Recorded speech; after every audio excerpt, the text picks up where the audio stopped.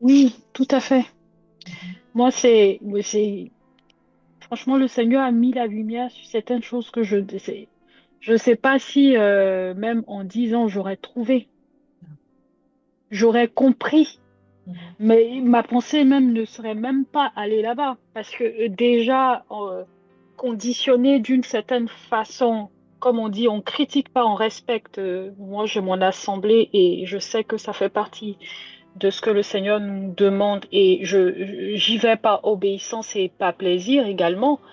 Mais les choses sont à dire. Il y a un conditionnement religieux qui fait que on pense que il faut se concentrer sur toute la partie spirituelle, entre guillemets.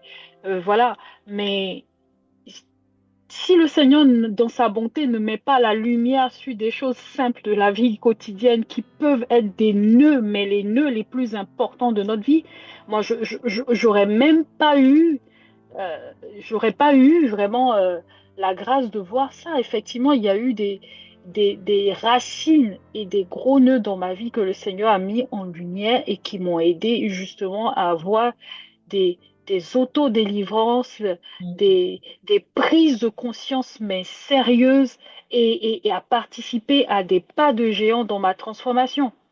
Donc, en très peu de temps, je sais que le Seigneur a fait des choses énormes et je le vis, je le vis.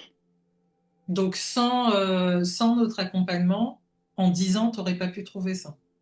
Non, je pense pas. En tout cas, dans l'état où j'étais et vu comment je me suis débrouillée tant bien que mal pendant plusieurs années, non, j'aurais pas pu. C'est plusieurs années, ce chiffre en combien d'années?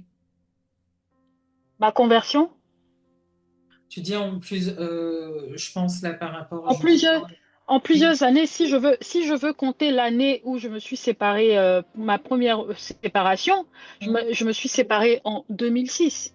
Ah ouais. Donc, Eh. 2006 jusqu'à 2019, la dernière séparation, et je suis rentrée dans le boudoir en 2023. Ah oui. Donc, en gros, Donc, là, 2006 jusqu'à 2023. Voilà. et pendant tout ce temps, tu étais à l'église, et une fois encore, on Oui. n'incrimine pas, mais il n'y avait pas l'accompagnement, la profondeur, Non. l'écoute, pas uniquement l'écoute, mais le conseil, la mise en pratique, le...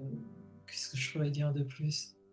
Euh, les, euh, les directions.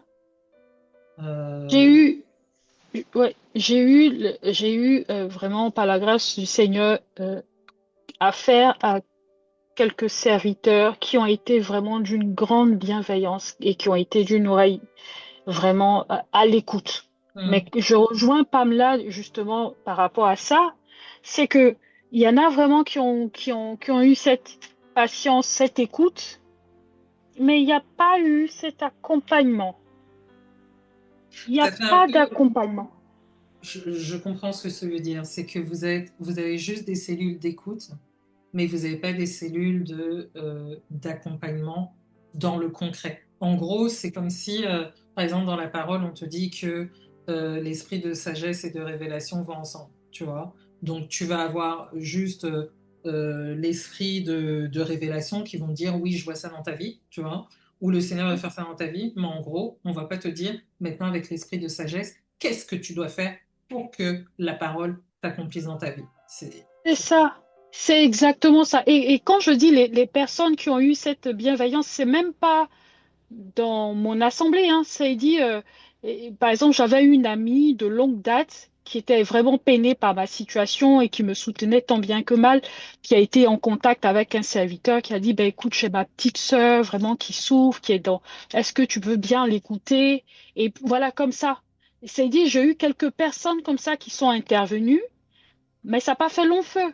Ça dit, c'est des personnes effectivement qui ont apporté une oreille attentive, mais j'ai pas eu de directive.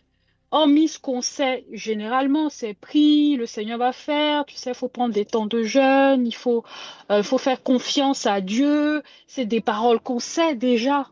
et qu'on essaie nous-mêmes de mettre en Mhm. pratique tant bien que mal. Sauf qu'on sent qu'au fond de nous, il y a des choses qui ne vont pas et qu'il y a besoin d'une clarté pour pouvoir voilà, dégager cet obstacle. Mhm. Mais ça, on ne touche pas à ça, en fait.